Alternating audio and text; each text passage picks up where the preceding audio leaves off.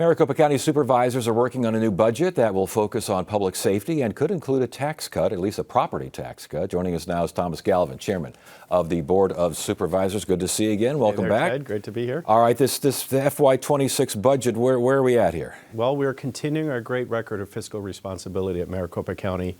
As the fourth largest county in the country, we have a record where we have cut overall tax rates for the last 5 years in a row, and I'm really proud of the fact that a board with 3 new members, we've done it yet again in our vote yesterday. But what we're doing is also providing good services. We have mandated responsibilities with the state, but we're increasing investment in public safety.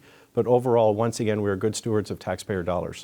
Infrastructure also, the infrastructure needs funding. Is it there in this budget? Yeah, absolutely. So we have different lines of business that we're responsible for at Maricopa County. That includes roads. We have our transportation department known as MCDOT.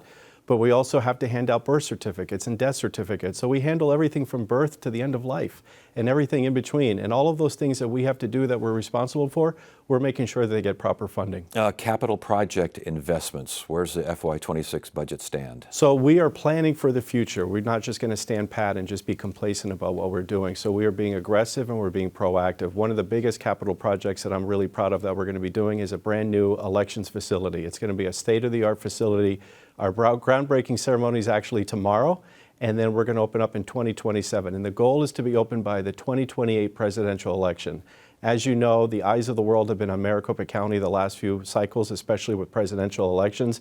This will allow us to count votes faster and to get things more speedy, but also to do it the right way and safe and transparently. Well, I got to stop you right there. Has it been done the wrong way? No, it hasn't been done the wrong way, but we have a small, outdated facility. And this is a county now of 4.5 million people. This building has been there for decades. And that building, we've been using it when the population was a lot smaller. So as the county grows, we need to grow with it. And this is why we definitely need a new elections facility. To that end, state of the art and an improvement over what has been, how does it change how ballots are processed and tabulated? Well, frankly, just more room, right? And also we have to use different technologies these days. We have these tabulators that we use downtown. The machinery has changed over the years. And also we need to make sure that we're transparent. We're going to have video feeds so people can always observe what's going on. Right now, the building is just too cramped. And if we were designing an election system today, we would not be using the building that we're using now. Do you think this new center will appease election deniers? Well, you're never going to appease the people that are grifting. These are people that just want to lie for money to say that elections are not being run well. But there's another segment of people here in Maricopa County, the vast bulk of folks. These are folks that I talk to every single day. Republican, Democrat, Independent, they want good elections and they want it done in a great way. And frankly, we need a facility that exceeds the value of what Maricopa County is. And when we're the 4th largest county and actually the 3rd largest voting jurisdiction, people deserve the best. Where do we stand on this? This doesn't necessarily have to do with the budget here, although who knows, maybe it will. The Diamondbacks Stadium, the city of Phoenix, the county, is everyone in the same book, if not the same page? We're not there yet. So I just want your viewers to know that Maricopa County does not own Chase Field. It's owned by a special taxing district called the Maricopa County Stadium Taxing District, which was created by the state legislature. We're not able to charge rent to the D-backs. We're not able to take revenue from the stadium and put it into the county. We're a shell, but it's represented by the 5 supervisors. But we're working with the governor's office, we're working with the mayor of Phoenix and the city of Phoenix, who have the most objections to the current legislation. But we want the D-backs to stay, and we think there's a path. The current legislation is tax recapture, basically what's sold in and around with Diamondbacks, this sort of thing. I think the city of Phoenix, their concern is it's not necessarily confined to that area of the ballpark, and it includes other areas which would take tax revenue out of the general fund. How does that differ from what the county's looking at? Right. Well, the D-backs initially sold the legislation as tax recapture, saying that if you buy a ticket and a hot dog and a T-shirt at the stadium, the sales tax generated would be plowed back into repairing the building. If you don't watch baseball, you don't go to Chase Field, you don't have to worry about it. Unfortunately, there was an amendment to the bill that was going to scoop out general fund money, even from the county, which prompted us to be opposed to the bill.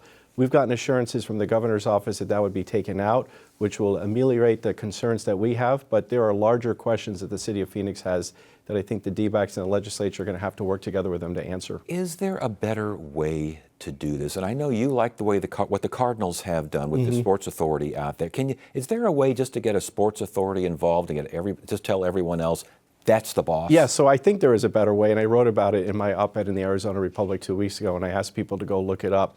We cannot keep doing these one-offs on stadiums. We saw it happen last year with the Coyotes, where they're casting about looking for locations. They went from Tempe to State Land. We now have this issue with Chase Field in downtown Phoenix. I believe the Suns are going to need a new arena in the next few years. Their arena right now is just way too small. We need one model that would fit all in a public-private partnership that everyone can understand. This is the model for a plug and play, because it's not just sports anymore, it's entertainment. The D-backs themselves only play 80 nights out of the year. What are you going to do the other 270 nights? You have concerts, you have football games, downtown arenas have ice capades. Got to figure it all out. An overriding authority. What kind of reaction are you hearing from the sports teams? Very good reaction. Everyone has been very pleased, and what I'm proud of is that, in fact, I'm trying to move the ball, not to use a sports metaphor, so to speak, but trying to say we have to be innovative, we have to be creative.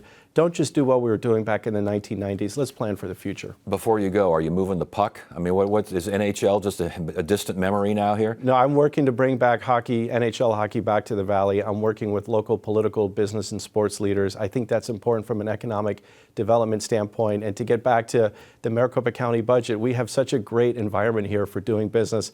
I think we should have another team here. All right, Thomas Galvin, again, Chair, Maricopa County Board of Supervisors. Always a pleasure. Good to have you. Thank you, Ted. Appreciate it.